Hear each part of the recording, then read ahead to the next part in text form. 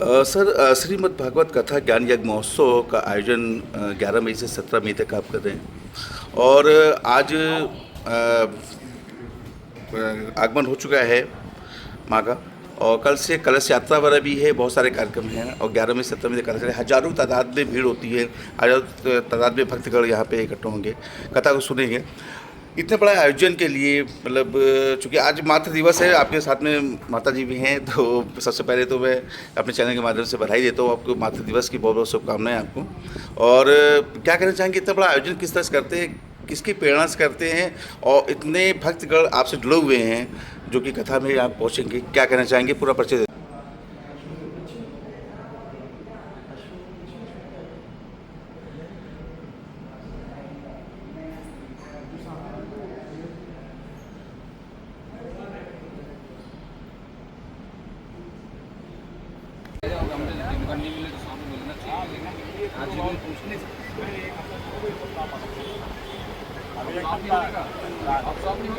और भाई उस्मान भाई, ओ भाई मेरे बाबू क्या जगह है।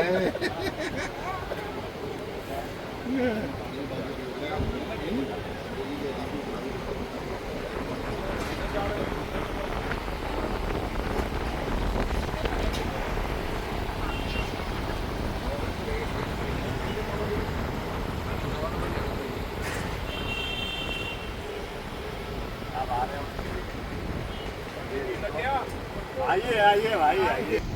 बताओ किससे कहो, जिसका घर है उसको पता होगा। चलो ठीक, कोई बात नहीं, ये वाली वहाँ चलेगी। आज चूँकि मातृ दिवस है, मैं माता जी से चाहूँगा कि थोड़ा सा मातृ दिवस में रविंद्र जी को अपना आशीर्वाद दें कि इतनी भव्य कथा करा रहे हैं। और क्या कहना चाहेंगे कि आपने एक ऐसे पुत्र को जन्म दिया, आज मातृ दिवस है जो पूछ रहा हूँ मैं, कि जिन्होंने इतना बड़ा आयोजन जो है, इतने भक्तगणों जुड़े हुए हैं, आप भगवान के दिए सारे सब कुछ है, लेकिन फिर भी ये जो है अपना एक अपार प्यार और जैसे भगवान से और सोशल से समाज से भी जुड़े हुए हैं। क्या कहना चाहेंगे, क्या आशीर्वाद देना चाहेंगे आज के दिन, क्या बोलना चाहेंगे आप, कुछ कहना चाहेंगे आप?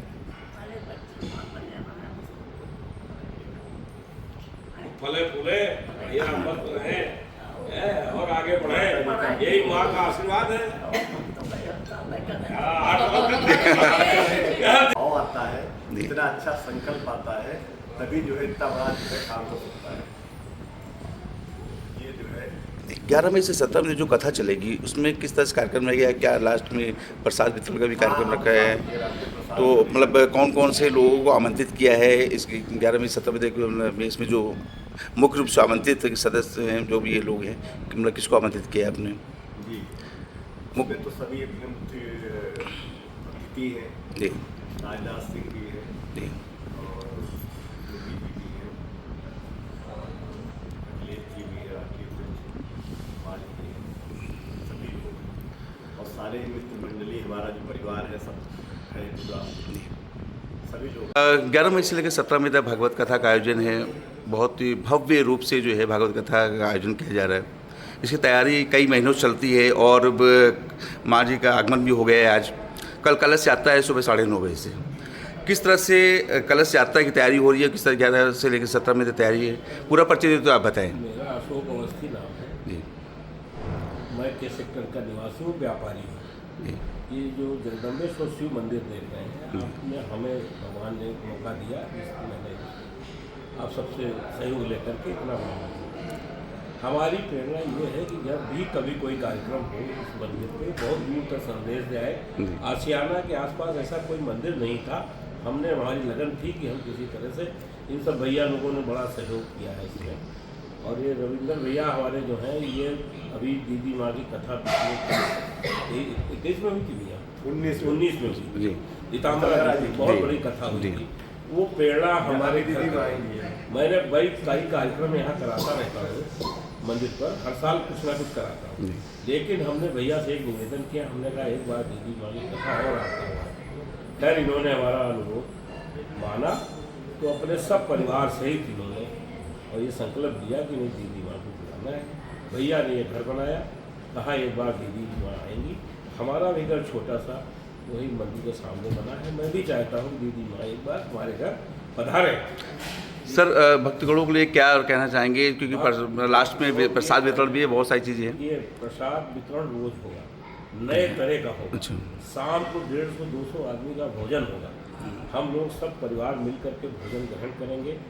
वो मैं दीदी माँ से यही अपेक्षा करूँगा, जितने लोग आए उनको हम लोग तो नीचे बैठ के तो प्रसाद लेंगे, आगे दीदी माँ सबको आशीर्वाद दे, हम प्रफुल्लित होंगे, यही सब। बहुत वाग्मई अर्थात शाब्दिक स्वरूप में भगवान स्वयं यहाँ पर आकर के विराजमान हो जाते हैं। तो ये पूरे आशियाना क्षेत्र का बहुत सौभाग्य है।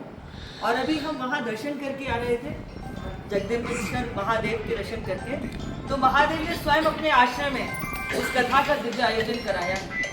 किसी भी स्थान की जो चेतना है वो वहाँ के भक्तों के निरंतर भजन करने से बन जाती है। और वहाँ पर निरंतर इतने समय से भक्त आकर के साधना कर रहे हैं, तो वह स्थान तो पहले से ही पावन है। और ऐसे पावन स्थान पर बैठ करके जब भक्त ज्ञान यज्ञ में गोते लगाएंगे तो निश्चित रूप से उनका मानव जन्म देह को धारण करना सार्थक बन जाएगा। क्योंकि हम अभी तक भोजन पा रहे हैं, सो रहे हैं, संसार के सारे कृत्य कर रहे हैं, लेकिन जब उसमें भक्ति का प्रवेश हो जाएगा तो जीवन बहुत रसमय बन जाएगा। ये हमें पूर्ण भरोसा है। और इतना भरोसा है कि पहले दिन जब ये कथा सुनना प्रारंभ करेंगे और सप्तम दिन जिस दिन कथा को विश्राम देंगे, तब तक सबके जीवन में भारी रूपांतरण आ चुका होगा। इतना हमको इस कथा के ज्ञान यज्ञ पर, अपनी गुरु परंपरा पर बहुत विश्वास के साथ। आज आपका आगमन पे, लखनऊ आगमन पे आयोजक 11 मई से लेकर के 17 मई तक श्रीमद् भागवत कथा ज्ञान यज्ञ महोत्सव का आयोजन रविंद्र यादव जी जो आयोजक हैं से किया है। आपकी कृपा दृष्टि भक्तों पर रहेगी 11 मई से 17 मई। आज आपका आगमन हुआ है, क्या कहना चाहेंगे 11 मई से 17 मई तक जो कथा है उसमें किस तरह से कथा, किस मतलब 11 मई से 17 मई किस किस दिन क्या क्या कथा रहेगी, थोड़ा सा बताएं प्लीज। निश्चित रूप से सभी का बहुत सौभाग्य होता है, क्योंकि श्रीमद् भागवत कथा ये एक ऐसा ज्ञान यज्ञ है जो मात्र व्यक्ति के लिए ही नहीं, जड़ जंगम, कीट पतंग, प्रकृति, वनस्पति सभी के लिए है। ये समष्टि यज्ञ कहलाता है। और जिस स्थान पर स्वयं वांगमय स्वरूप में श्रीमद् भागवत कथा विराजमान हो जाती है, वह स्थान साधारण नहीं रह जाता, वह स्वयं में अपने आप श्री जी वृंदावन धाम बन जाता है। जो है मतलब आयोजकों के लिए क्या शुभकामना देना चाहेंगे, क्या संदेश देना चाहेंगे इस ये कथा तो मेरा बहुत सौभाग्य है कि ये जो लखनऊ में जहाँ हम आए हैं, ये मेरी नवीन जगह नहीं है। हाँ, नवीन घर में प्रवेश किया है, पर ये मेरा अपना घर है, ये मेरा अपना परिवार है। रविंद्र जी से मेरे बहुत आत्मिक संबंध हैं, वो मेरे गुरु भाई भी हैं। इस परिवार के साथ मेरी बहुत आत्मिक भाव जुड़े हुए हैं। और इस परिवार के माध्यम से मुझे बहुत सारे अपने लोगों का भी यहाँ पर समन्वय हो रहा है। इस कथा के माध्यम से जो मेरा एक परिवार था, वो और बड़े विराट परिवार के रूप में, भक्तों के रूप में मुझे आज सबने बहुत सुंदर स्वागत किया, तो मेरा मन बहुत धन्य था। क्योंकि जब अपनों के बीच में जब उस प्रीत का दर्शन करते हैं तो हृदय में और आगाध सागर जो है वो उमड़ने लग जाता है। और जब कल यहाँ पर शीर्ष पर सब कलश यात्रा, कलश लेके चलेंगे, श्रीमद् भागवत जी साथ में होंगी, साथ में भाई बंधु दर्शन करते हुए चल रहे होंगे, तो निश्चित रूप से कल लखनऊ की जो आशियाना की गलियां हैं वो सप्तपुरियों में बदल जाएंगी। क्योंकि सारी देव सत्ता दर्शन करने और स्वयं उसमें भाग लेने के लिए आ रही होगी। स्वयं कलश के रूप में जो शीश पर जल चल रहा होगा, निश्चित रूप से सप्तपुरियां भी धन्य होंगी। भक्ति रूपी माता शक्ति का दर्शन करके वो गलियां भी पावन होंगी कि जिन गलियों में भागवत जी स्वयं निकलेगी और भक्ति रूपी उस कलश को धारण करके जब मात्र सत्ता निकलेगी, तो जो दर्शन भी कर रहे होंगे उनका जीवन भी धन्य हो जाएगा।